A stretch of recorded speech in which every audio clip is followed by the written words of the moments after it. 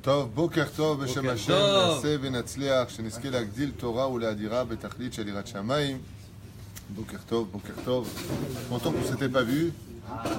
On était une longue période en France, Baruch Hashem, pendant 10 jours en France, de Paris jusqu'à Lyon, avec Nice, pour finir. Je remercierai vraiment du fond du cœur toutes les personnes qui ont contribué et participé à ces magnifiques organisations. Il y a eu énormément de monde. Baruch Hashem, Sheniske Mamash, l'Agdil Torah l'Adira. Donc Toda Rabba, la communauté de Lyon est une communauté que je ne connaissais pas, très chaleureuse, très gentille, humble. Baruch Hashem, Zachino. Comme à Nice d'ailleurs, hein. On va dire le contraire. Qui c'est qui est de Nice ici? Vous êtes du Canada, vous? Tu es d'où toi? Strasbourg. C'est les saucisses là-bas. Ils m'ont aussi demandé de venir là-bas à Strasbourg, à Bezrat Hashem Bli Neder, peut-être dans le prochain voyage. On est aujourd'hui le 3 du mois de mai. Et on est le Yutret Chai du mois de Iyar. Lominastam Chai. Rabbi Shimon Bar Yochai, c'est l'Aïloula d'un grand Tana Eloki dont on va parler aujourd'hui.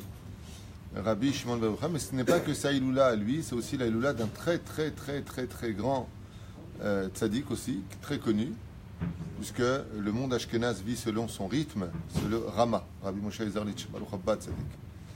C'est aussi sa Aïloula à lui, et demain ce sera l'Aïloula d'un très grand tzaddik aussi, qui s'appelle Rabbi Ezra Atia, Zecher Tzaddik Vekadosh Ibracha, qui était le roche yeshiva de la yeshiva de Porat Yosef, et c'est le maître de tous les grands d'Israël que vous connaissez dans cette génération. Rabbi Ezra Atia est celui qui a formé le Rav Ovadia Yosef, le Rav Mordechai Eliyahu, le Rav Yaakov Hades et Rav Kadouri. Mamash, on peut dire que beaucoup de grands tzadikim que vous connaissez, qui sont de vrais tzadikim, sont tous les élèves de Rabbi Ezra Atia Srotot Akalenu. Ce sera pour demain. Donc ceux qui peuvent allumer une bougie, Tevo Alechem Beracha. Aujourd'hui c'est le Rama, donc on a le mina comme ça très brièvement d'étudier du Zohar, on va en reparler tout à l'heure, parce qu'on va parler de Rabbi Shimon Bar Yochai. Je voudrais juste finir d'abord ce que j'ai à dire, après tu me donneras toutes les refouach shlema que tu veux. Il y a d'abord et avant tout un lien d'étudier le Zohar HaKadosh en l'honneur de Rabbi Shimon Bar Yochai. On va expliquer au Bli Neder pourquoi tout à l'heure. Et la deuxième chose, d'étudier le Rama, Rabbi Moshe Zarlich Zatzal. Le Rama, c'est ce qu'on appelle le Haga dans le Mishnah Brura par exemple, ou dans le Shulchan Aruch. Vous avez les grosses écritures qui sont celles du Beth Yosef, et vous avez ensuite celles qui sont en petit. Les écritures, c'est le Rama. Les Ashkenazim ont l'habitude de rappeler le Ramo. C'est-à-dire, on transforme le Kamatz E en O. Comme d'ailleurs, pas que les Ashkenazim, il y a aussi les Yéménites. Alors, on a une liste de gens qu'on a l'habitude de citer, avec votre permission. D'abord, avant tout, Refouach Shlema, le Morat Imiak de Shabbat Teora, Chaya Bat Miriam, Sarah Talia Bat Efrat, Miriam Yafa, Johanna Bat Shemesh, on a eu le mérite de rencontrer à Nice, David Chaim Ben Noah, Ezekiel Yitzhak Chaim Ben Rivka Esther, Rachel Valérie Bat Achlet Kwika Rivka, Asher Stéphane Ben Moshe Jami, Sarah Gisèle Bat Louise Léa Bat Kim Khaderi, Yosef Gérard Ben Jouli, Michael Ben Léa, Yehuda Ben Eliyahu Sayad, Joël Myriam Bat Sarah, Ora Bat Myriam Zohara, Adel Bat Laetitia Sarah, Chaim Aaron Lev Ben Rivka, Efrat Yehudit Yael Bat Ruth, Morgan Perla Rochale, Bat Nelly Anna Louski, Esther Bat Louisa Zouiza, et Refouach Shlema pour Alia Bat Simcha. Alia Bat Simcha. Léa Bat Yasmina. Simcha Bat Rachel. Léa Bat Rosa. Kol Bene Bepnot Israël B'chol Atar Ve'atar. Bezrat Hashem. L'chaim Tovim U'Shalom. Frère, comme on a pu le constater avec votre papa qui nous a quittés précipitamment, un malaise, 5 semaines plus tard, à l'Arc de Beth Olamo. Très important de prier pour la Refouach Shlema de tous les enfants d'Israël, quand on ne sait pas de quoi il fait le lendemain. Leinu Nishmat Mazal Bat Simcha Atia, Leinu Nishmat Viviane Ruchama Bat Mesaouda, Félix Ben Esther, Oufren Hashem Atov, votre papa, Shimon Ben Allo. Shimon Ben Allo. Shimon, aujourd'hui, justement, ça parle de lui. Alors aujourd'hui, c'est un jour un peu spécial, puisque les Chachamim ont comparé le jour de l'Akba Omer à Yom Kippourim. Vous savez que le jour de Yom Lag Baomer est un jour mamash me'od miyuchad bemino, un jour très spécial. Et ce jour très spécial est empreint d'une kedusha. Et cette kedusha, selon certaines traditions juives, le jour de Lag Baomer, eh bien, on peut demander, par le mérite de Rabbi Shimon Bar Yochai, tout ce que l'on voudrait. Il faut savoir que il y a beaucoup de choses qui différencient ce Tana Eloki de tous les autres Tanaïm. La première d'entre elles, que j'aimerais citer, à propos de cette extraordinaire Neshama, qui n'est autre que le Nitzotz de Moshe Rabbeinu, c'est que la Gemara nous dit, dans Masechet Ta'anit, Bedaf Bet Amud Aleph, Ufrein, Bedaf Bet Amud Bet, qu'il y a des clés qui n'ont pas été données dans ce monde.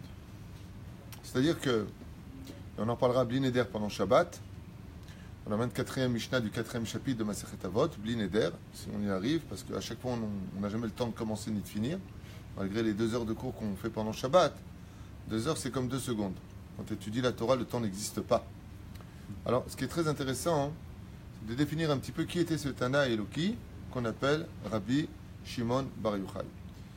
Il est impossible pour un homme d'avoir ces clés-là, car Dieu ne les a pas données entre les mains de l'homme, qui sont les clés de la vie, pour avoir un enfant, celles de la pluie, et celles de la résurrection des morts.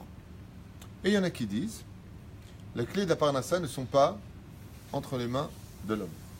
Ça, c'est de l'autre côté de la feuille.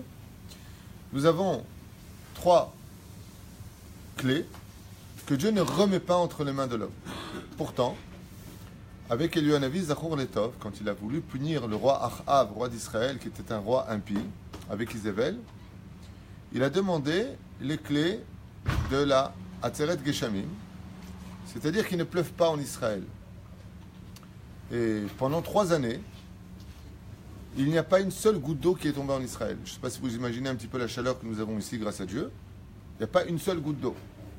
Ce qui fait que, malheureusement, beaucoup des enfants d'Israël périrent durant cette période. Beaucoup sont morts. Jusqu'au jour où un enfant que le prophète Eliyahu Zachor Letov décida de bénir pour une femme qui était méritante, Shunamit, Vechoulé, Vechoulé, et cet enfant est mort. Alors Eliyahu Zachor Letov a demandé la résurrection de cet enfant. Et Dieu lui a dit, d'accord, mais je t'ai donné les clés de la pluie. Je ne peux pas te donner plus que 2 clés. Il y en a 4 en tout. Ce qu'on a dit, la vie, la pluie, la résurrection des morts et la parnassa. Et là-bas, les Chachamim nous disent, en expliquant dans Nos Sages Racontent, on en parlait la dernière fois, il y a beaucoup de gens qui aiment cette série de Nos Sages Racontent, hein? Eh bien, que Dieu lui a dit, si tu veux que je te donne la clé de la résurrection des morts, refaire vivre cet enfant qui n'était autre que le prophète Yona, eh bien, il faut que tu me donnes l'autre clé.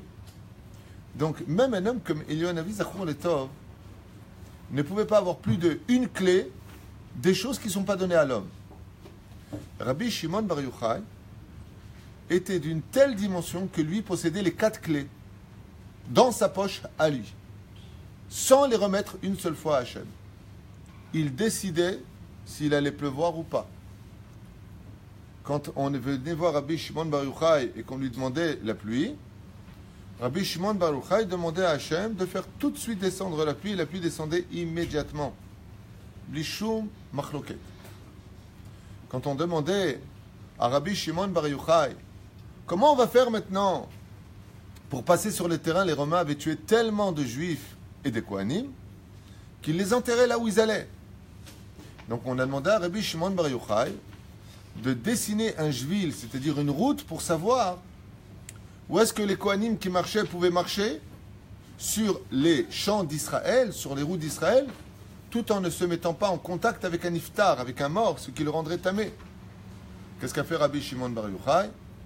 Il a fait Triat Hametim, il a dit à tous les morts tués par les Romains de se lever. Donc imaginez un petit peu le nombre de zombies qui se seraient levés de la terre, comme ça la main qui sort de la terre.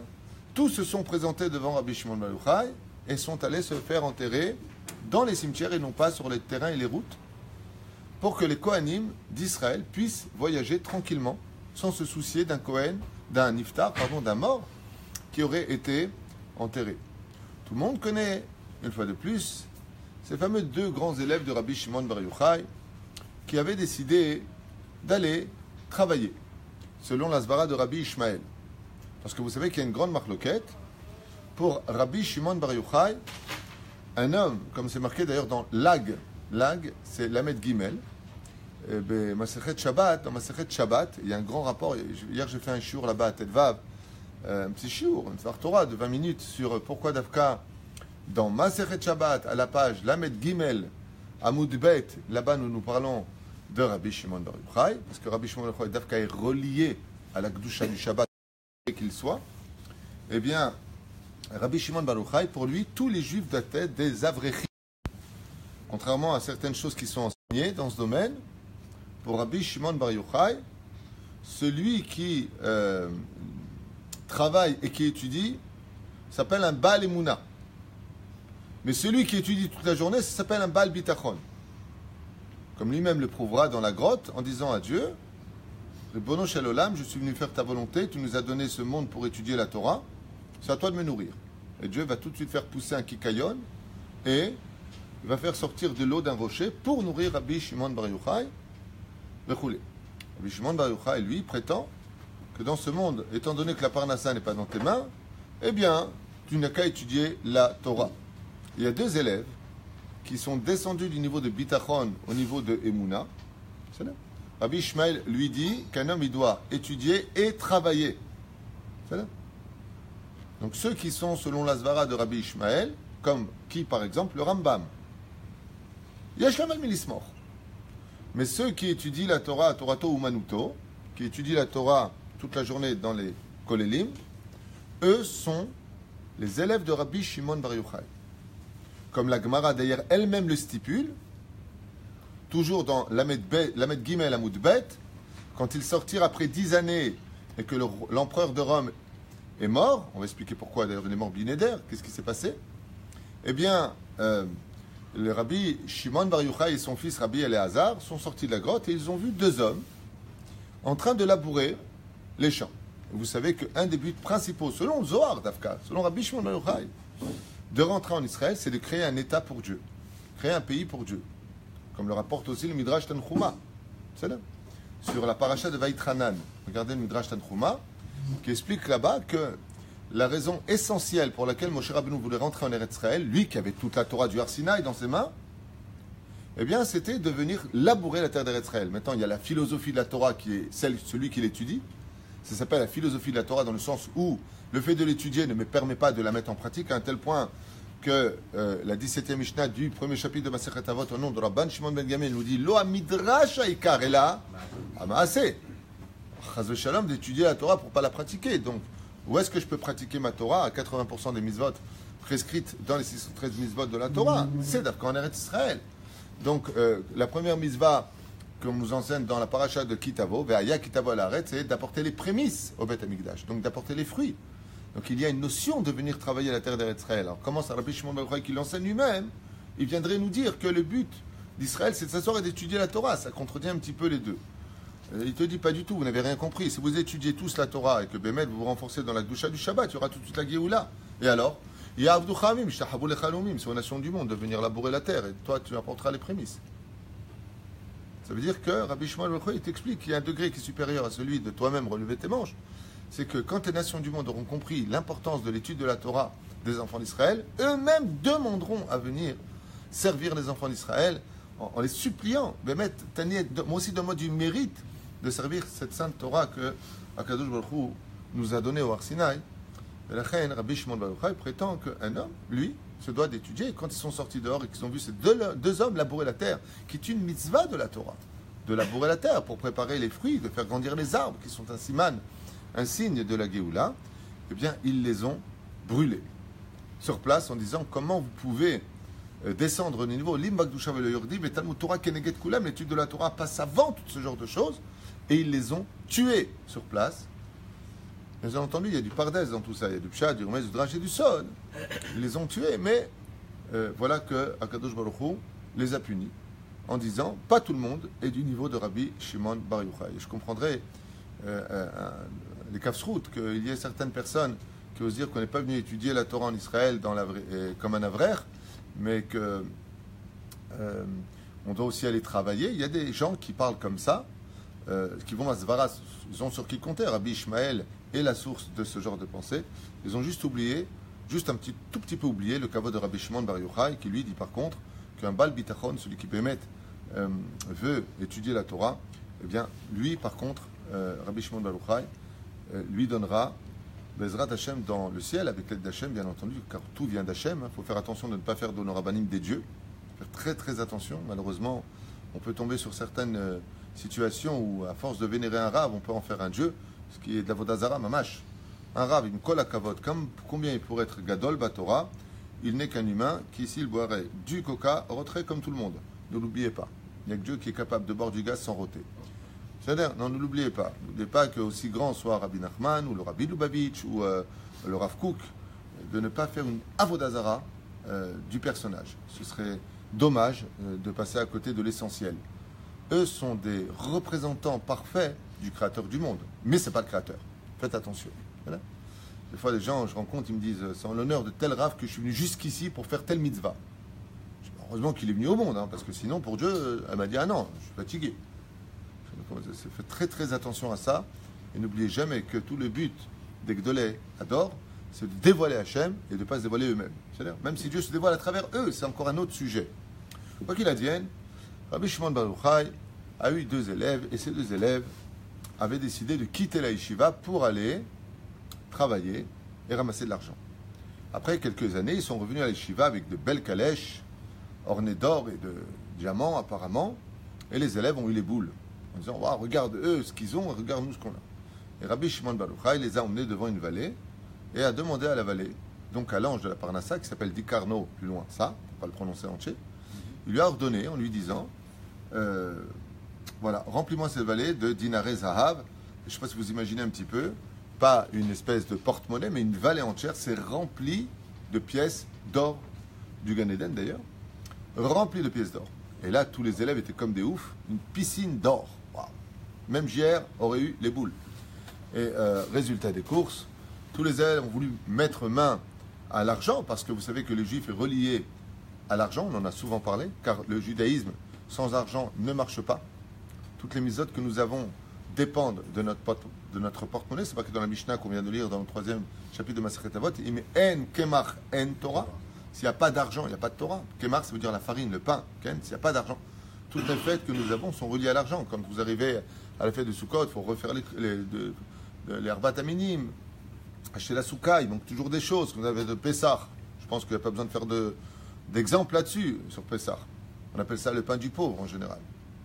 Pour 2 raisons. La première, c'est que quand tu achètes les matzot, tu n'as plus d'argent et ton porte-monnaie devient kasher la madrine parce que tu n'as plus de blé dedans. Donc, résultat des courses, Baruch Hashem, ça coûte. Quand tu as une bar mitzvah, ça te coûte un bras. Quand tu as un mariage, ça te coûte un corps. Quand tu as un pidyon aben, ça te coûte le Kohen. Il n'y a pas de fête juive sans dépenses financières. C'est très très difficile. Et la reine, l'argent relié. Qu'est-ce que leur a dit Rabbi Shimon Bar Yochai? Il leur dit faites très attention. Tout celui qui prendra la moindre pièce de cette vallée, c'est vrai qu'il va s'en enrichir. C'est vrai. Il est très riche. Aval, il aura descendu cet argent du Olam Abba. Pour reconnaître que les élèves de Rabbi Shimon Bar Yochai à cette époque n'étaient pas mariés. Parce que tout celui qui profite de ce monde en passant par sa femme, c'est-à-dire qu'il fait profiter sa femme de tout cela, justement un des plus grands élèves de Rabbi Ezra Atia, Alav Shalom, Rabbi Yehuda Tzadka, qui était un élève de Rabbi Ezra Atia, eh bien, il explique dans son livre Kol Yehuda, ne retirera rien de son monde futur par le biais de sa femme. Donc apparemment, il faut comprendre que les élèves de Rabbi Shimon Bar Yochai à cette époque n'étaient pas mariés. S'ils étaient mariés, ils auraient pu profiter de ce monde par le biais de leur femme. D'où l'importance de toujours donner le sourire à son épouse, de la gâter, pas comme un idiot, mais en tout cas de l'épanouir, surtout de l'épanouir. C'est une très, très, très, très grande mitzvah. Alors, très brièvement, un petit récapitulatif sur ce grand Tana Eloki. D'ailleurs, hier, Stéphane Fitoussi, Yakar nous a raconté un petit peu la naissance. Je connaissais, mais j'avais complètement oublié cette histoire, et hier, il a rappelé. Moi, je ne connaissais pas exactement pareil, mais il a rappelé cette histoire de la maman de Rabbi Shimon Bar Yochai qui s'appelait donc Sarah, Ashrei Yolad et Techa, heureuse de la mère qui t'a mise au monde. Et cette femme était stérile, et donc il a raconté brièvement hier qu'elle a pleuré pendant des années jusqu'au jour où son père, qui s'appelait Yochai, le mec qui me dit je sais pas, je me serais fâché, donc Rabbi Shimon Bar Yochai, a fait un rêve, il a vu comme ça dans son rêve qu'un arbre qui était stérile a été arrosé par un géant, et il a raconté que quand il s'est réveillé, il était persuadé qu'il allait enfin avoir un enfant, et il est parti voir Rabbi Akiva qui lui a confirmé que c'était un enfant qui venait au monde. Il a raconté que c'est ce qu'il a vu renverser de ce géant sur cet arbre qui était stérile et qui a donné des fruits n'était autre que les larmes de sa propre maman, Sarah, qui pendant des décennies a versé des larmes pour avoir un enfant qui soit un tzaddik gamour, et que ces larmes ont porté leurs fruits. Comme dit Rabbi Diavor, Rabbi Shimon Bar Yochai, aucune prière, des fois vous avez prié pour votre papa pour sa refoua shlema, puis ça aboutit à ce qu'il soit parti de ce monde. On a l'impression qu'on a prié pour rien. Vous vous trompez. Aucune prière, comme cette espèce d'arrosoir qui est venu, après beaucoup d'années, faire grandir ces fruits de l'arbre, qui était stérile. Eh bien, il faut savoir que les prières, des fois, que nous avons, on prie des fois pour une personne, pour sa refoua shlema. Mais ce qu'on ne sait pas, c'est qu'il y a une autre personne qu'on aime encore plus des fois que cette personne pour laquelle on a prié, qui lui aussi devait partir de ce monde. Et Dieu, qu'est-ce qu'il fait? Eh bien, comme ils sont le rein et le cœur de l'homme, et par rapport aux des comptes divins qu'on n'a pas, il déplace les paroles de vos prières sur cette personne que vous ne connaissez pas étant malade, mais qui avait plus de valeur des fois à vos yeux, comme vos enfants, ou autres, que nos propres parents, même si l'amour est différent les uns pour les autres. Mais aucune prière, ce que je voulais vous dire, va à la poubelle. Aucune. Toutes les prières que l'on fait, tous les télim qu'on a fait, toutes les tzedakot qu'on a fait, ne sont jamais vaines.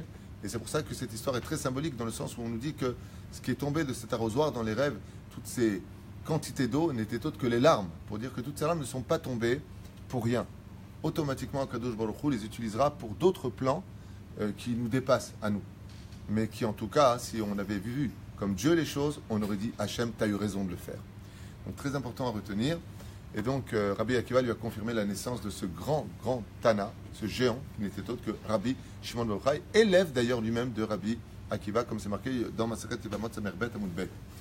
Velachen, là-bas, pour revenir un petit peu à ce que nous disions sur ce grand Tana Eloki, Rabbi Shimon Bar Yochai, dans Masechet Shabbat, à la page Lamed Gimel, Amud Bet, on nous parle d'une réunion qui eut lieu entre trois très grands Tanaïm, qui étaient Rabbi Yehuda, Rabbi Eleazar et Rabbi Shimon Bar Yochai, où ils étaient en train de dire quand même que ce qu'avaient fait les goïms, les non-juifs, eh bien c'était bien parce que ça avait pu permettre à Israël d'avoir été, d'une certaine façon, les goïms, un tremplin pour, en fin de compte, pour nous. C'est-à-dire, le fait que les goïms aient fait ce qu'ils avaient à faire, eh bien ça a quand même servi les intérêts d'Israël. Et Rabbi Shimon Bar Yochai a une particularité qui fait de lui un vrai Tana, quelque chose de géant. C'est que c'est quelqu'un qui est intérieur comme extérieur. C'est-à-dire que Rabbi Shimon Bar Yochai ne connaît pas l'hypocrisie, il ne connaît pas les arrondis, il est conscient et d'accord de dire et de faire en sorte qu'il faut juger les kafsrout, il a d'ailleurs été puni pour cela, de ne pas voir le côté positif des choses. Aval, Tzatcheni, de l'autre côté, Rabbi Shimon Bar Yochai est quelqu'un qui ne sait pas aller dans le sens du poil. Il ne sait pas. Et lui, qu'est-ce qu'il va dire? Il dira dans la Gemara là-bas, pas du tout, vous vous trompez carrément. Tout ce qu'ont fait les Romains, ce ne sont que des choses qui ont été dans leurs intérêts à eux. Que dans leurs intérêts à eux. Et pourtant, si on faisait une petite analyse sur ce qui a été dit, eh bien, qu'est-ce qu'il va dire Rabbi Shimon Bar Yochai? Il va dire, quand ils ont mis des ponts, c'était pour mettre des douanes, pour taxer les Juifs. Quand ils ont fait des bains, c'était pour y mettre de la prostitution, et ainsi de suite. Alors, de l'autre côté, c'est vrai que grâce aux bains des Romains, les Juifs ont pu aller faire leur mikvé. Grâce au pont que les Romains avaient construit, eh bien, les Juifs ont pu aller d'un endroit à l'autre sans passer par des détours de 3 jours d'affilée. Parce qu'ils auraient dû passer par d'autres chemins qui auraient attardé leur venue. Alors, comment Rabbi Shimon Bar Yochai dit ça? D'ailleurs, vous regarderez, très intéressant, dans Masechet Avodah Zarah, là-bas, tout au début, la première page, à Boudalev, justement, quand les nations du monde vont venir, à Moudbet, pardon, quand les nations du monde vont venir dire à Dieu, nous aussi on veut un salaire parce qu'on a construit des choses pour Israël, quand viendra le Hémet, la vérité sur les nations du monde, et que le ciel et la terre sera remplis du Hémet, donc il n'y aura plus qu'une seule religion au monde, et qui vivra verra. Il n'y aura plus d'islam, il n'y aura plus de chrétienté, il n'y aura plus de bouddhisme, il n'y aura plus de athée, il n'y aura qu'une seule vérité qui sortira. Et ce que je suis en train de dire, eh bien, le curé dira qu'il n'y aura plus que le christianisme, l'imam dira qu'il n'y aura plus que l'islam, et les bouddhistes du Gush Katif, qui sont habillés en orange, la couleur du Gush Katif, viendront dire il n'y a plus que Bouddha, l'élève elle fait Abdalim, donc qui vivra verra, on n'est pas dans une guerre ethnique ou de religion, peu importe, en tout cas chacun doit croire en son Émet, et on sait que l'Émet c'est la Torah, puisque les autres religions sont sorties en dérivé de notre judaïsme, beaucoup plus tard que le judaïsme, donc je préfère la source que la copie. Veille, en ce qui nous concerne, il y a la source, il y a l'original, et puis après il y a les copies qui sont sorties à leur façon à eux pour exister selon leur mode de vie. Okay.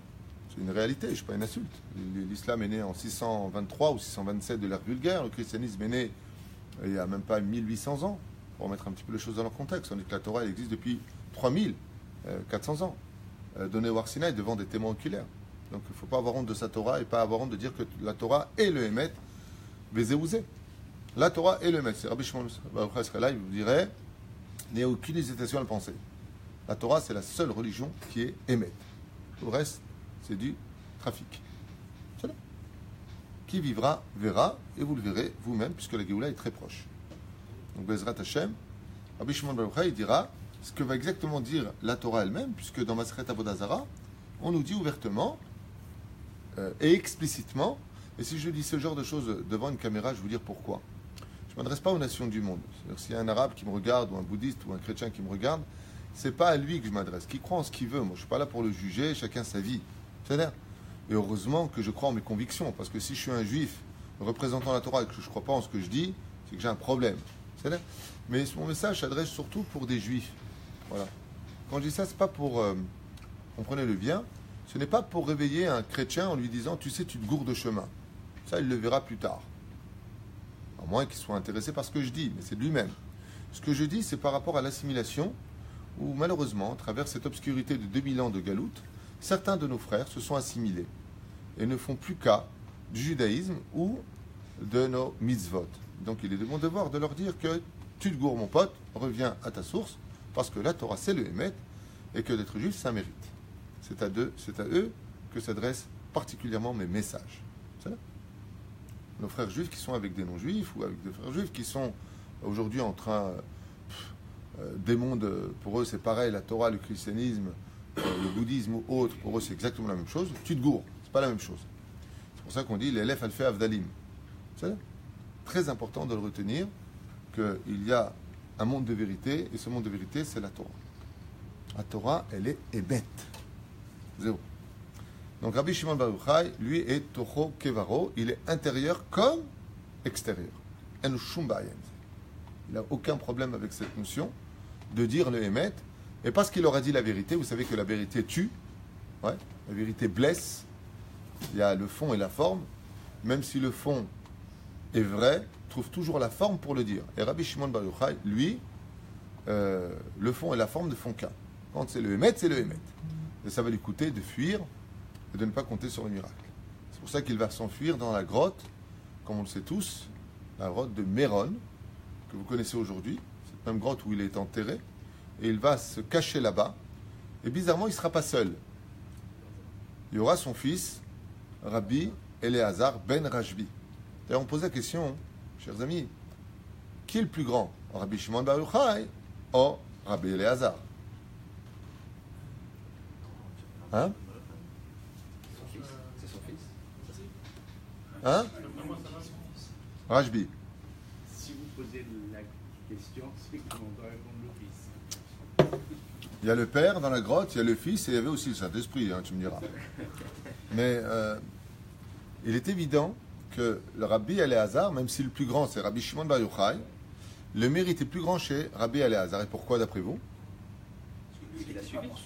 Mais exactement, parce que lui, il a eu Rabbi Shimon Bar Yochai, il ne se serait jamais enfui dans la grotte s'il n'avait pas été recherché par la police romaine. Par contre, Rabbi Eliezer, lui, n'était pas recherché par les Romains. Et de lui-même, il est parti en Israël. Il a eu un choix. Il a fait un choix de vivre la vie de son père, alors que lui n'y était pas contraint. Pendant 13 ans. Hein? Pendant 12 ans, 13 ans. Ça a duré pendant 10 ans. Et comme ils ont mis fin à la vie de 2 juifs qui labouraient la terre, Dieu les a punis, chacun 1 an. Donc ça faisait 2 ans en plus dans la grotte.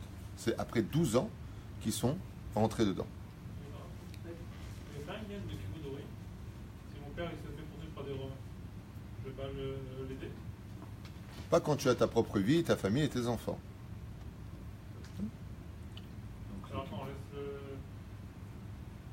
son père dans la mer, tout ça. Et son père. Ok. Ton père décide d'aller vivre au Canada. Tu le suis? Parce qu'il aurait des problèmes, Chaz v'Shalom lo niftar pela Satan ici. Alors, réponds à ma question d'abord. Pourquoi non? Parce qu'il n'y a pas de danger au Canada. Il n'y avait pas de danger dans la grotte, il n'y a pas de rapport avec ça. Pas poursuivre. Alors je vais changer ma phrase.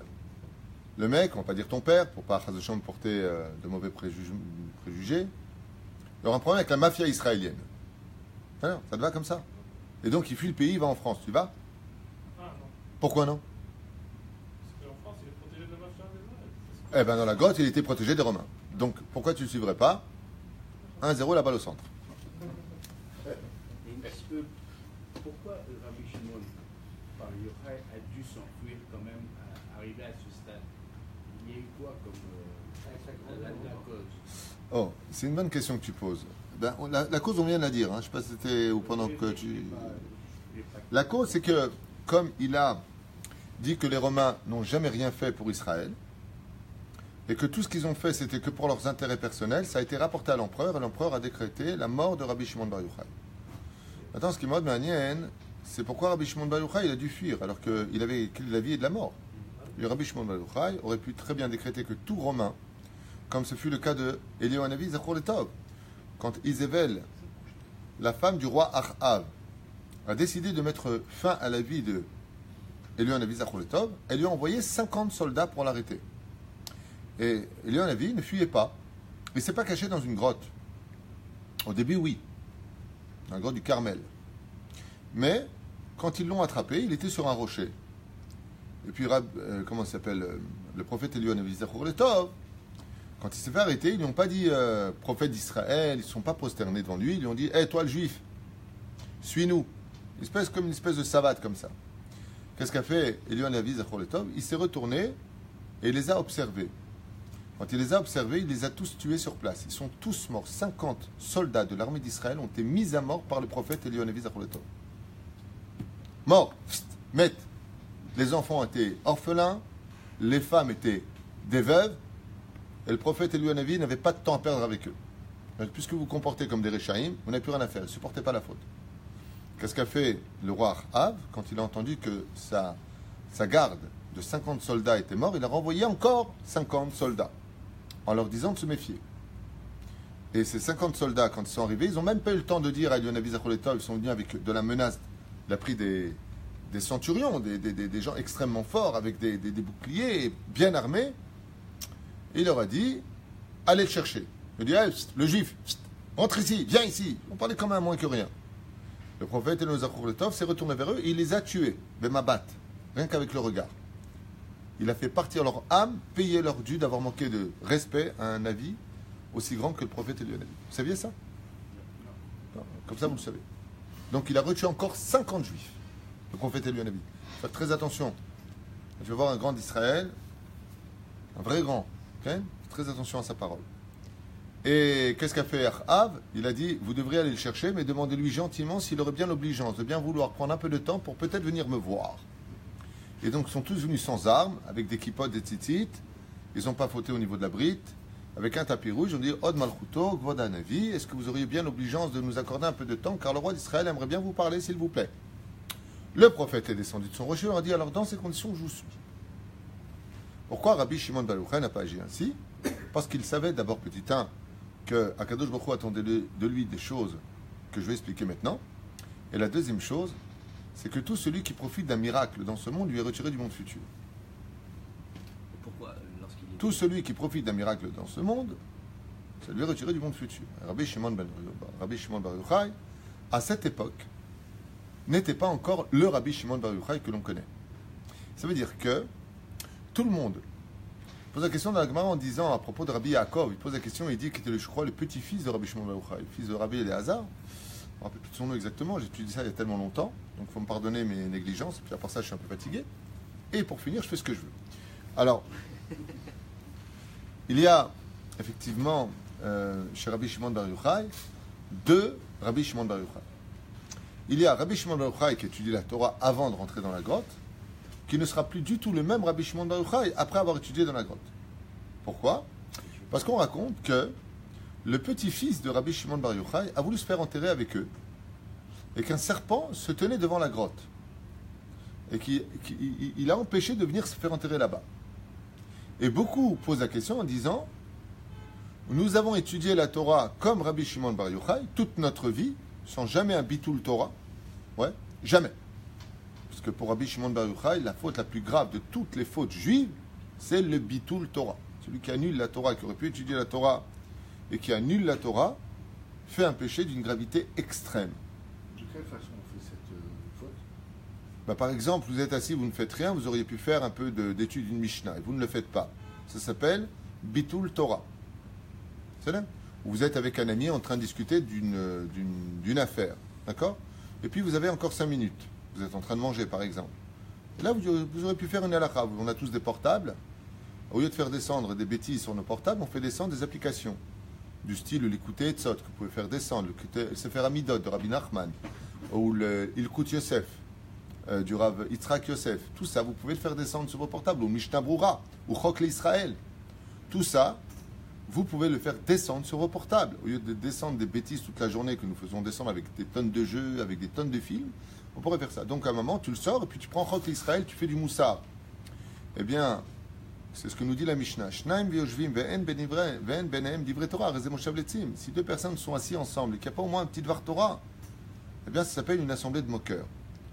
C'est dommage d'avoir eu l'opportunité d'être deux frères, de repartir ensemble vers le Canada et puis de ne pas parler au moins un petit mot de Torah. Alors il y a des jokers pour ça, comme par exemple de dire Yachid verabim alacha kerabim. Quand tu quittes ton frère par exemple, tu lui sors une alacha. Yachid verabim alacha kerabim. Ou d'autres phrases qui pourraient être ce sont des phrases qui accompagnent l'autre avec l'ange de protection. Parce que les initiales de ces deux versets que je viens de dire forment, pour un, les initiales, pour l'autre, les sophitivot, les dernières lettres, forment le nom de l'ange qui s'appelle Yuach, donc je ne le prononce qu'une seule fois, qui est l'ange qui protège sur la route. Donc, Yahid ve Rabim, Alacha ke Rabim, c'est les initiales du mot Yuach. Ou alors, Ki malachav yetzavé lach lishmor bechol derachecha, ce que vous dites comme vous dites shalom aleichem shalom, eh bien à la fin vous avez cette phrase là. Vous savez? Donc c'est des petites phrases comme ça qui sont des jokers pour protéger l'autre et qui en même temps sont un petit Dvar Torah pour ne pas se quitter sans Torah. Voilà. Il y a plein de choses à dire dans ce domaine, mais c'est pas ce que. Nous avons donc ce personnage qui va rentrer dans la grotte. Vous savez que Rabbi Shimon Bar Yochai m'avait rappelé Rabbi Yehuda, mon fils, que Dieu le bénisse, la Torah, mais dans des conditions que personne n'a pu atteindre. C'est-à-dire que tous les Tanaïm ont étudié la Torah, sachez-le, autant que Rabbi Shimon Bar Yochai, qu'il n'y ait pas d'erreur dans ce domaine. Il n'y a pas d'erreur. Vous voulez faire croire que Rabbi Yossi Galili n'a pas étudié la Torah comme... Soyons sérieux. Rabbi Tarfon n'a pas étudié la Torah. Alors comment se fait-il que ce Tana, qui était Rabbi Shimon Bar Yochai, soit supérieur aux autres? Eh bien, la supériorité ne vient pas de l'étude, mais elle vient de la souffrance dans laquelle il a étudié. Ça, par contre, personne n'a autant souffert que lui pour étudier la Torah. À un tel point que les Chachamim nous racontent que quand, après 12 années, Rabbi Shimon Bar Yochai a pris un bain chez son beau-père, qui était Rabbi Pinchas ben Yair, il y a eu un hurlement de douleur qui a été tellement intense que les 4 coins cardinaux de l'univers l'eût entendu. Le hurlement de Rabbi Shimon Bar Yochai. Pourquoi? Eh bien parce que pendant ces années où il était dévoré par les vers, quand l'eau a pénétré son corps, il a enfin senti la douleur de 12 années en une seule seconde. Imaginez maintenant qu'une personne souffre, mais qu'à chaque fois il souffre. Donc il souffre. Mais Rabbi Shimon Bar Yochai était tellement dans les sphères célestes pour faire descendre le Zohar HaKadosh que quand il était sous terre, enterré vivant, nu, eh bien, il a dû étudier une Torah, mais il ne sentait pas la morsure des vers. Il a eu son corps qui a été perforé. C'était quoi le cas? Perforé. Et toutes ces douleurs, en général, quand on se bat avec quelqu'un, chas v'shalom, tu prends des coups. Ou quand tu prends un coup, tu prends un coup. Mais la douleur, elle vient jamais sur place. Elle vient tout de suite après. C'est quand, par exemple, tu t'es battu, on dit, oh là, faut que tu as fini le combat, regarde, tu saignes, regarde ta main, tu t'es cassé un doigt, regarde. Mais pendant le combat, il ne s'en rendait pas compte. Il a mal, mais il ne s'en rend pas compte.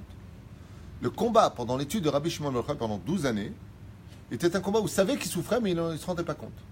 Quand enfin il est sorti de la grotte et que Rabbi Pinchas Ben Yair lui a fait couler un bain chaud, 12 années de morsures et de souffrances énormes, sans sommeil, de Rabbi Shimon Bar Yochai sont venus en une seule seconde et son hurlement était tellement grand que Rabbi Pinchas Ben Yair a couru dans la salle de bain et il a vu le corps de Rabbi Shimon Bar Yochai. Il y en a qui disent que c'était son gendre, il y en a qui disent que Rabbi Pinchas Ben Yair était le gendre. Ah, la tradition, c'est que Rabbi Pinchas Ben Yair, Zatzal était le beau-père de Rabbi Shimon Bar Yochai. Comme ça, c'est enseigné. Eh bien, il lui a dit, je suis certain que ce hurlement, ce cri de douleur que tu as eu, qui a traversé les 4 points cardinaux, se fera entendre jusqu'à la fin de toutes les générations, jusqu'à la venue du Melech HaMashiach. Et c'est ce qu'on voit aujourd'hui. Ce cri de Rabbi Shimon Bar Yochai, cette douleur qu'il a eue, aucun autre Tana l'a eu. Aucun. Et c'est ce qui fait de lui le plus grand de tous. Pas le fait qu'il ait étudié, pas le fait qu'il a apporté une telle Torah. Certes, il a apporté cette Torah-là. Ah, le fait de l'avoir étudié dans ces conditions-là, par contre, c'était unique dans l'histoire, puisque aucun Tana n'a autant souffert que Rabbi Shimon Bar Yochai pour apprendre la Torah. La solitude, mais pas de lumière. Alors, j'ai tellement de choses à dire que j'espère avoir le temps, il nous reste très peu de temps. Je voudrais juste m'attacher à une parenthèse importante. Comment se fait-il que Rabbi Shimon Bar Yochai, alav shalom, eut étudié la Torah tout en buvant de l'eau fraîche grâce à un miracle que Dieu lui prodigie dans le rocher qui était dans la grotte. De l'autre côté, Dieu lui fit grandir un Etz Harouv. Harouv, vous savez c'est quoi? C'est quelque chose d'indigeste. Tu prends une graine de Harouv, et pourquoi on appelle ça Harouvé, Harouvi, un Haroubier en français, Harouv?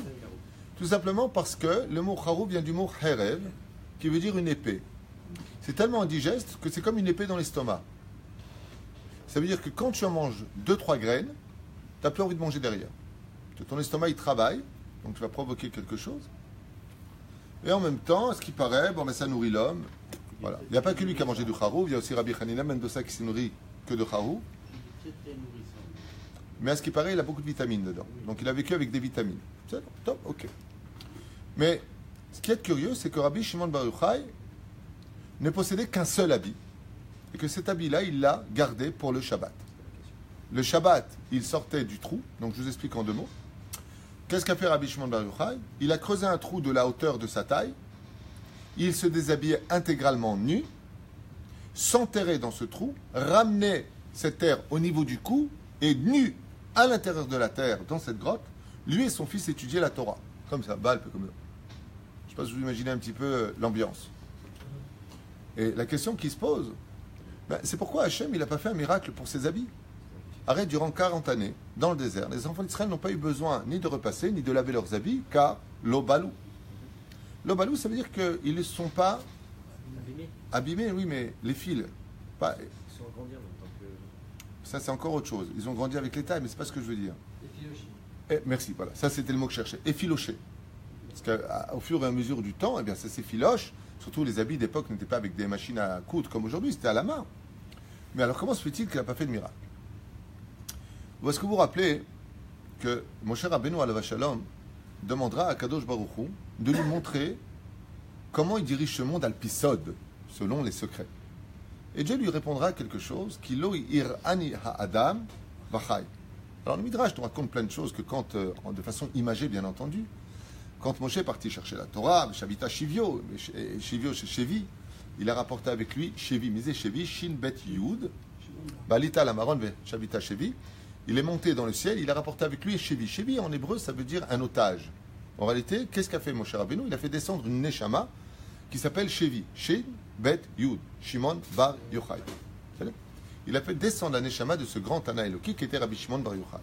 Alors on dit comme ça, à ce qui paraît dans le ciel, moi je n'y étais pas, mais le Midrash nous dit que quand Dieu a voulu donner la Torah, il tenait la Torah par le haut, comme tu dirais par les oreilles. Et Moshe Rabbeinu l'a attrapé par le bas. Et au milieu, il y avait un habit. Alors écoutez bien, je voudrais rajouter sur ce Midrash quelque chose de très important. C'est que, il y a marqué là-bas, Kilo yir'ani adam v'chai. L'homme ne me verra pas de son vivant. Mais de quoi on parle quand on dit que l'homme ne verra pas Dieu de son vivant? Dans l'absolu, au niveau du pshat, ça veut dire que, pourquoi Dieu ne se montre pas maintenant? Parce qu'il faudrait être en dehors du corps, car le corps, makbil est un neshama. C'est un shiur très important que je ne veux pas faire maintenant, parce que là, je partirai pour des heures, sur le pourquoi du corps par rapport à l'âme. Le corps est ce qui nous permet d'avoir un libre arbitre, dans l'absolu, à un degré différent de sans l'âme. C'est un sujet différent. Encore une fois, je ne peux pas ouvrir cette parenthèse parce que sinon je vais partir loin de ce que je vais vous expliquer. Alors comme ça, très brièvement, eh bien, Dieu nous dit, tu ne verras pas de ton vivant. De quoi est-ce qu'on parle? Mais Moshe Rabbeinu n'a pas demandé à voir Dieu. Il a dit, Ar'enna li et kevodecha. Pas toi. Parce que si c'est toi, il y a marqué panim el panim. Alors de quoi il parlait, Moshe Rabbeinu? Il parlait de la anala spirituelle dans le sod. Comment, dans les secrets de l'étude, tu te comportes Hachem par rapport à ce monde. Et qui étudie le sod dans le monde d'en haut? Les anges. Pourquoi est-ce qu'on sait que les anges n'étudient que les secrets? Ils ne peuvent pas étudier ni le pshat, ni le remez, ni le drash. Pourquoi?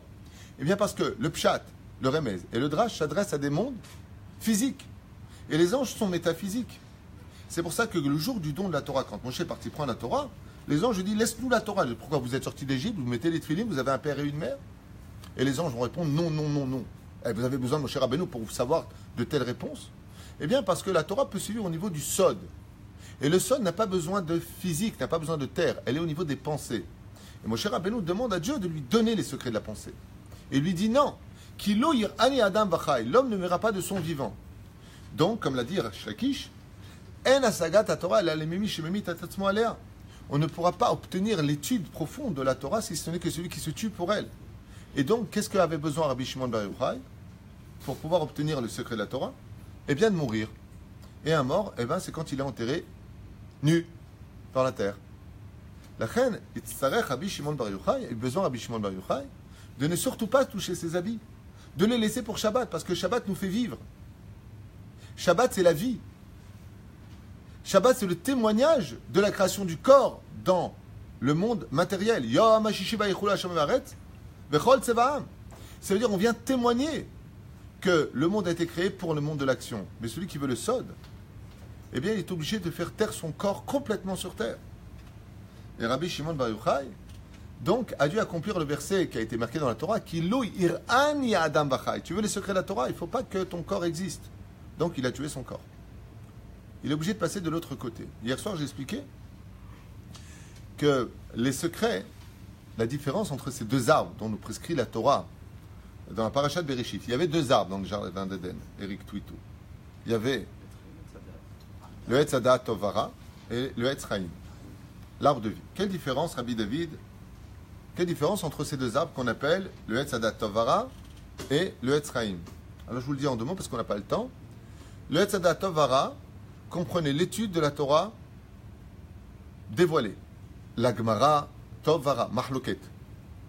La Halacha, Mahloket. Là où il y a des Mahlokot, là où il y a des conflits, là où il y a des opinions différentes les unes des autres, va créer automatiquement un manque de shalom. Il n'y a pas la shlemut. C'est pour ça qu'il y a marqué souvent dans la Gemara Teko. Match nul qui vient. On attend le Mashiach pour répondre. Aval. Le Etz Chaim, il lui dévoile quoi? Que les secrets de la Torah. C'est pour ça que Rabbi Chaim Vital, l'élève de Arizal, va écrire un livre sur les secrets, les kavanot, les profondeurs de la Torah qui s'appelle le Etz Chaim. Pas Minastam, il a choisi ce nom. Le Etz Chaim qui veut dire l'étude. Mais, encore une fois, quel était le problème de la faute originelle? Le problème, c'est qu'il a mangé du Etz Hadat avant de manger le Etz Chaim. Et le Etz Chaim, il était où? Dans la dimension de Shabbat. Ça veut dire que si Adam Arishon avait attendu l'entrée de Shabbat et qu'il serait rentré dans Shabbat, il aurait pu manger le Etz Chaim. Et le Etz Chaim, c'est le sod de la Torah. Vous avez compris pourquoi Rabbi Shimon bar Yochai est relié complètement à la dimension de Shabbat. C'est lui qui dira dans Masechet Shabbat, à la page 118 Amoud Bet, que si Israël garde 2 Shabbats, ils seront tout de suite libérés. C'est quand il sort de la grotte dans la Gemara de Masechet Shabbat à la page 33, l'Akba Omer, que dit Rabbi Shimon bar Yochai, quoi? C'est le Shabbat qui va maintenant l'Argia oti. Il voit 2 hommes qui passent avec des 3 branches de Hadassim. Il dit, pourquoi vous... c'est pour Shabbat Kodesh. Pourquoi vous emmenez ça dans vos mains? C'est en l'honneur du Shabbat. Il dit, alors puisque c'est en l'honneur du Shabbat, Rabbi Shimon bar Yochai, d'ailleurs, à un tel point que Rabbi Shimon bar Yochai, comment il s'appelle les Chachamim dans le Zohar? Comment Rabbi Shimon bar Yochai, il appelle un Chacham? Il appelle Shabbat. Pourquoi? Parce que pour Rabbi Shimon bar Yochai, Shabbat, ça dure toute la semaine. Lo nitnu Shabbatot v'yamim tovim, la she'asku b'Torah bilvad. Le Shabbat a été donné pour étudier la Torah. Ce qui fait que si tu étudies la Torah aussi la semaine, donc pour toi c'est aussi Shabbat. Donc comment il appelait un Talmid Chacham? celui qui étudie la Torah toute la semaine, il appelait ça Shabbat. C'est là. Donc lui, il est relié à cette notion de Shabbat. Alors pourquoi il étudiait nu? Eh bien, parce que, si vous vous rappelez bien, Adam Arishon, avant la faute, il était habillé ou il était nu? Il était au Gan Eden ou pas? Donc s'il était au Gan Eden, il était près de quel arbre? Etz Chaim. Etz Chaim. Vadaï qu'il était devant l'Etz Hadat, mais l'Etz Hadat, il est tombé avec nous dans la faute. On apporte avec nous la Gemara, la Mishnah, la Halacha, la Haggadah. Aval le Etz Chaim, lui, il est resté en haut. Donc pour pouvoir aller chercher cette étude du Zohar, il fallait que Rabbi Shimon Bar Yochai redevienne le niveau d'Adam Arishon avant la faute dans le Gan Eden, près du Etz Chaim, d'où il nous a descendu le Zohar HaKadosh. Et le Zohar HaKadosh, pourquoi on appelle ça le Zohar? Eh bien, il a fallu que Rabbi Shimon, le Zohar, ça veut dire splendeur, lumière. Eh bien, le Zohar HaKadosh est la force énergétique de l'étude qui ramène la lumière du premier jour originel et non pas celle du soleil. C'est pour ça que quelqu'un me pose la question, il dit, mais comment se fait-il que dans une grotte, il étudiait la Torah, mais il n'avait pas besoin de lumière? Parce que le Zohar, l'étude du Sod, c'est la lumière qui était dans la grotte. Donc dans la grotte, il fait ni jour ni noir, ni obscurité, puisqu'il il fait ni jour ni nuit, ce que je voulais dire, il fait obscur. Mais quand il étudiait la Torah, le Sod, eh bien, toute la pièce s'allumait. Pour cela, il fallait ouvrir les yeux. Vous savez que le membre le plus important du corps humain, ce sont les yeux.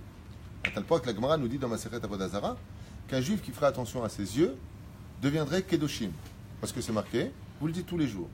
Velo taturu, acharel vafrem hara ainechem, asher atem zonim acharem ma'an, tizkeru et kom zot adona vasitem otam.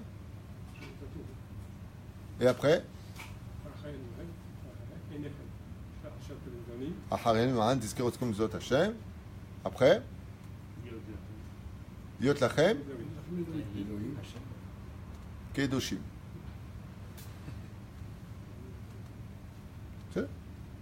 Qu'est-ce qui mène un homme à être Kadosh? C'est Shmirat Enaim.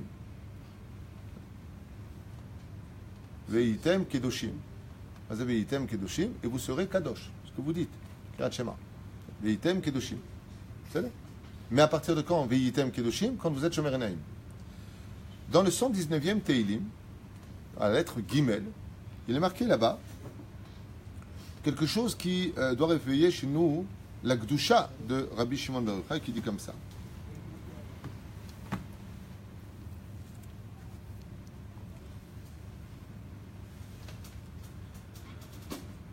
Gal enai ve'habita niflaot mi toratecha. Alors, Dieu a, en français je crois, essaillé ses yeux, ouvert ses yeux, comment on dit? Dessillé. Dessiller ses yeux, il faut parler de français pour ça. Dessiller ses yeux. Gal. Gal, c'est aussi à l'envers les lettres du mot lag. Ouvre mes yeux, ve'habita niflaot, et je pourrai observer les signes, les prodiges de ta Torah. Là, je suis obligé de faire une parenthèse. Sachez que le seul fruit et vrai fruit de la Torah, c'est le Sod. Tout ce que nous avons avant, le pshat, le drash, le remez, ce sont, le pshat, le remez et le drash, ce ne sont que les l'épluchure du fruit. Quand est-ce que tu manges vraiment le fruit de la Torah, le juteux de la Torah, le sucré de la Torah, c'est l'étude du Sod. Ne l'oubliez pas. C'est pour ça que la Géoula dépend essentiellement du Sod. Comment on peut expliquer le Sod? Comment expliquer le Sod? Le Sod, c'est les secrets cachés de la Torah où Abraham, c'est plus un personnage, Yitzhak, c'est plus un personnage, Yaakov, c'est plus un personnage, Rachel, c'est plus un personnage. Ça devient des dimensions qui sont complètement ésotériques. Abraham devient la sphira de Chesed, Yitzhak devient la sphira de la Gvura, du Din. Yaakov deviendrait donc Tiferet. Rachel n'est plus Rachel, ça devient la Shrina. Donc on quitte cette notion humaine pour rentrer dans une notion qui était préexistante à la création de l'homme, qui correspond donc à des sphères supérieures qui n'ont plus rien à voir avec ce que nous connaissons au niveau du pshat pour vivre. Le Sod de la Torah. Qu'est-ce que dit Rabbi Shimon Bar Yochai? Il dit Gal enai, donc mes yeux se sont dessillés pour voir la splendeur, la grandeur de ta Torah. Si vous faites la gematria de Gal enai ve'habita, j'ai donc ouvert mes yeux, dessillé mes yeux pour voir. C'est la gematria du mot Zohar. Pour vous enseigner que le Zohar, la splendeur, pourquoi on appelle ça la splendeur? Parce qu'il n'y a pas plus splendide dans l'étude que d'étudier le sod de la Torah. D'où l'importance pour ceux qui étudient la Gemara d'étudier le Ben Ishraï.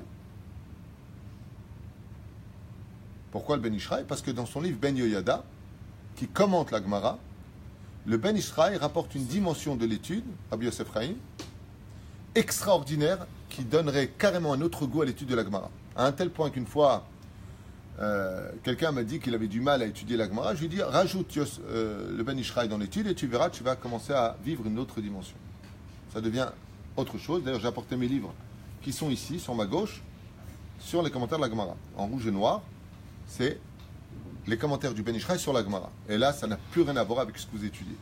Même l'étude la plus barbante, qui pourrait être Chasvé Shalom, pour nous, à des degrés différents de la Gemara, prendrait une totale différence. Ce serait de l'épice, un peu plus de sel, un peu de poivre, un peu d'épices, vraiment, qui relèverait. Et il faut savoir que l'étude du Sod est d'une telle dimension qu'elle relève complètement la pensée de l'homme vers des degrés qui sont tellement grandioses que c'est une splendeur pour nous de l'étudier. Alors, ça, c'est ce que vient nous dire ici Rabbi Shimon bar Yochai. Je finirai juste encore avec une chose importante. C'est que vous avez remarqué que l'Ag BaOmer, dans les Minagim, eh bien, c'est un jour spécial pour les Sfaradim ou les Ashkenazim. Les Sfaradim ne se marieront pas à l'Ag BaOmer, mais l'Ad BaOmer. On ne va pas chez le coiffeur aujourd'hui, on ira demain seulement chez le coiffeur. Pourtant, on peut étudier de la musique. Pourquoi? Hein? Écoutez. Comme l'a expliqué tout à l'heure Rabbi Abraham au nom du Rav Ovadia Yosef, eh bien, comme les Ashkenazim se marient à l'Ag BaOmer, c'est pour ça qu'il y a marqué Ben Shmona Esrei la Choupa. Pourquoi marqué Ben Shmona Esrei la Choupa? Parce qu'aujourd'hui, on est le Chai du mois de Iyar.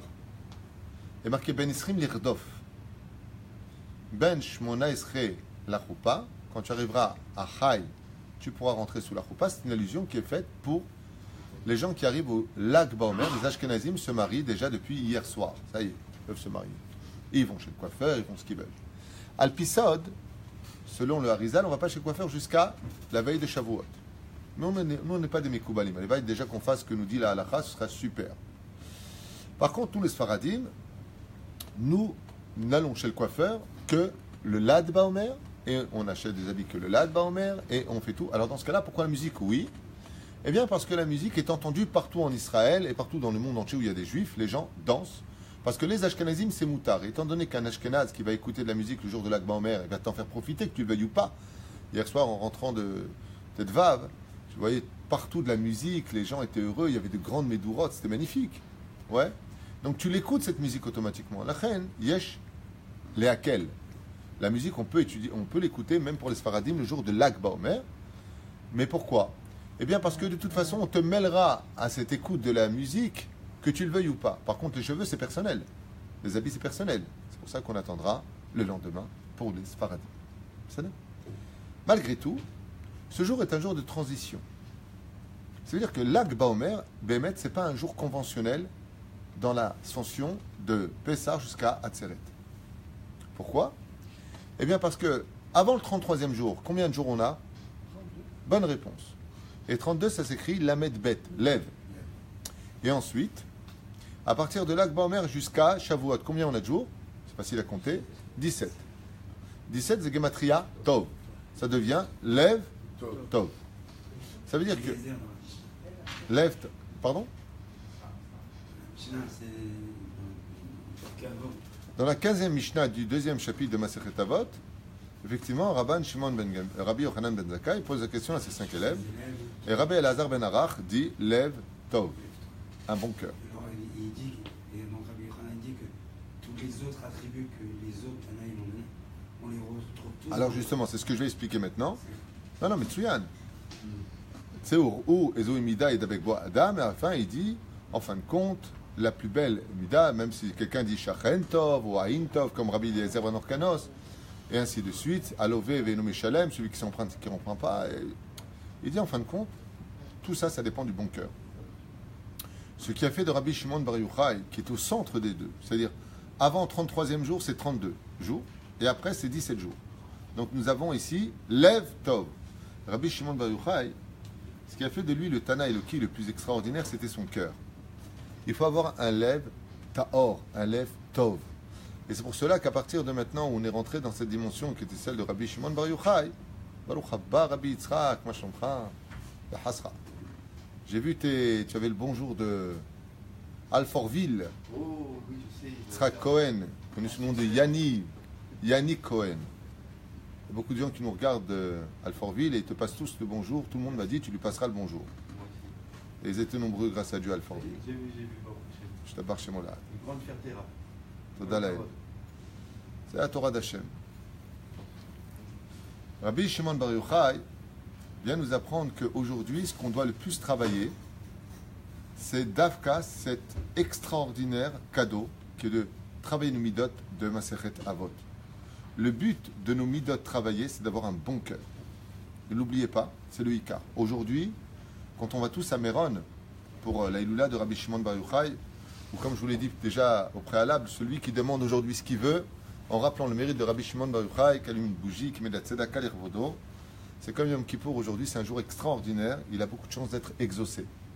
Donc Bezrat Hashem pour toi, une belle kala, un ben zachar, une belle alia, une grande parnassa pour vous tous. Amen en français ou en hébreu? Les deux. Voilà, on va dire ça comme ça. Car Rabbi Shimon Bar Yochai, Alav Shalom, va nous demander en ce Lag Baomer de travailler particulièrement les pulsions de nos cœurs. On est très nerveux, on est très anxieux, on est très orgueilleux. On a beaucoup de choses à réparer, comme tout le monde, à l'intérieur de nos cœurs. Aval, la notion de Yut, ça veut dire de Tov, Gematria Shva Isre, c'est de travailler justement cette extraordinaire pulsion qui est la pulsion de nos cœurs. Imaginez si Dieu réagissait comme nous au niveau du cœur, puisque le seul qui fait battre le cœur dans notre poitrine, c'est Dieu. C'est extraordinaire, le boum boum que vous avez là, où vous êtes en train de me regarder, les bras croisés, chacun à sa place. Et pendant que vous me parlez, ce qui permet à votre cerveau d'exister, d'être irrigué par l'oxygène, c'est ce cœur, cette pompe, ce muscle qui va donner une puissance incroyable pour un conduit de plusieurs dizaines de kilomètres à l'intérieur de notre corps, qu'on appelle les veines, et qui va faire circuler ce sang à toute vitesse, comme une espèce de courroie qui fait marcher le moteur pour pouvoir exister. C'est le Créateur du monde qui nous fait marcher cette pompe, ce muscle qu'on appelle le cœur. Pam pam, pam pam, pam pam. Hachem, quel cadeau extraordinaire. Imaginez si Dieu n'avait pas un bon cœur et qu'il ferait emmêler notre cœur. Qu'est-ce qui se passerait? On tomberait comme des savates par terre. Okay? Le Créateur du monde nous demande maintenant, pour aller chercher cette Torah, l'essentiel, c'est d'avoir un bon cœur comme celui de Rabbi Shimon Bar Yochai. Rabbi Shimon Bar Yochai était un homme extraordinaire qui était Toho Kevaro.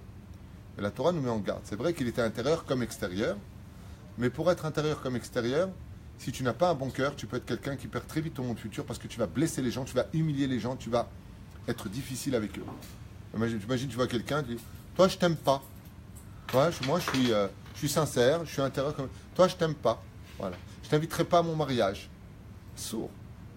Pourquoi? Parce que la diplomatie, c'est-à-dire que l'intériorité comme l'extériorité, Dieu déteste les hypocrites, à la condition où celui qui n'est pas hypocrite ait la vertu d'avoir un bon cœur. C'est le symbole de Rabbi Shimon Bar Yochai. Il était honnête, il était droit. Ce qu'il avait dans son cœur, tu le savais, mais avec des phrases qui étaient remplies de soi, puisque Rabbi Shimon Bar Yochai avait un très très grand cœur, un très bon cœur. C'était un homme parfait. Zaya, Rabbi Shimon Bar Yochai.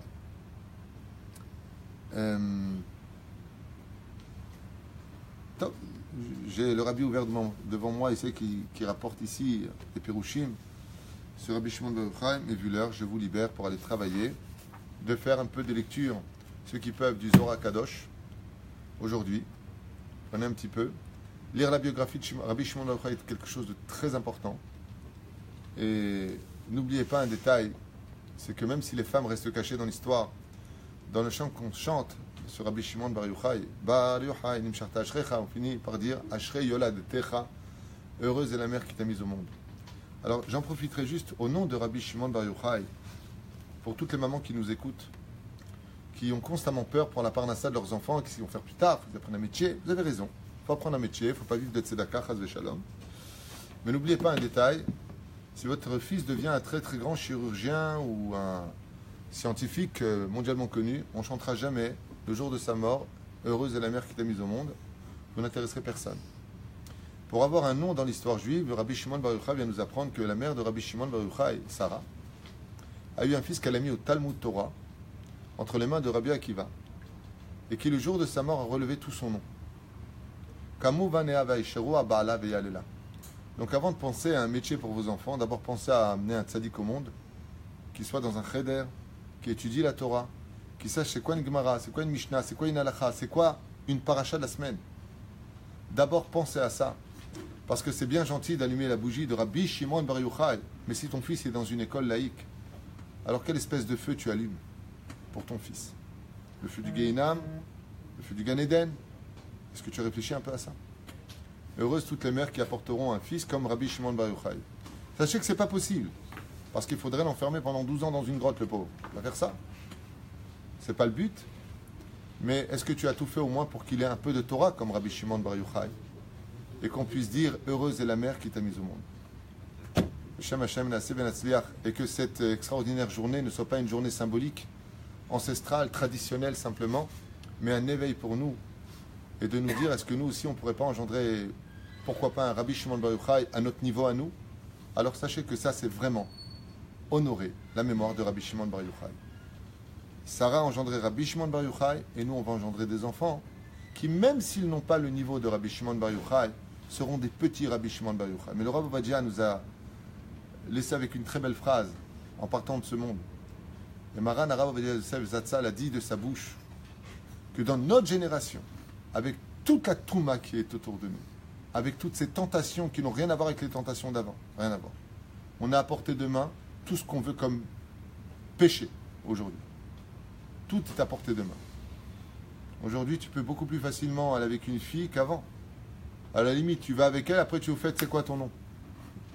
On en est là aujourd'hui. Dans ton portable, tu n'as pas besoin d'aller au cinéma pour voir des films interdits.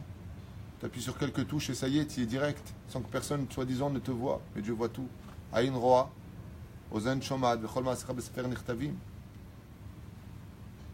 Rabbi Ovadia a dit, aujourd'hui, celui qui étudie la Torah, il est encore plus grand que Rabbi Shimon Bar Yochai.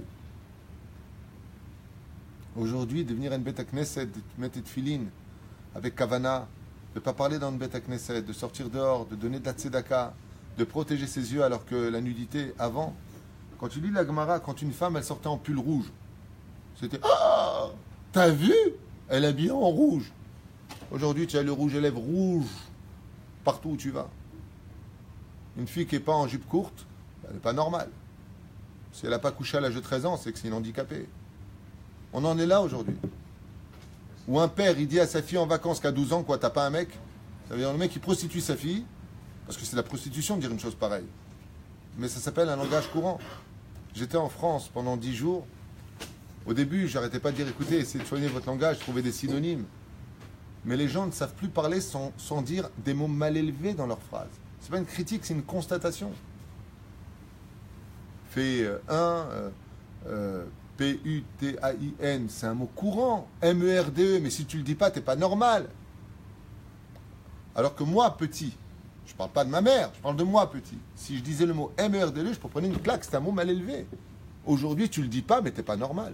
C'est un mot à la télévision, mais il faut voir ce qui se dit comme parole mal élevée, vulgaire. Avant, c'était pas ça. À l'époque de Rabbi Shimon Bar Yochai, comment l'histoire de Jésus a démarré? Parce qu'il a regardé une femme, il a dit, elle a de beaux yeux, tu sais, c'est l'histoire de Jean Gabin. T'as de beaux yeux, tu sais, comme ça dit la Gemara. Vous vous rendez compte de quoi est-ce qu'on parle? Aujourd'hui, non seulement tu la regardes, ta femme elle est en face, et tu la dragues, et tu vas avec elle, et tu reviens.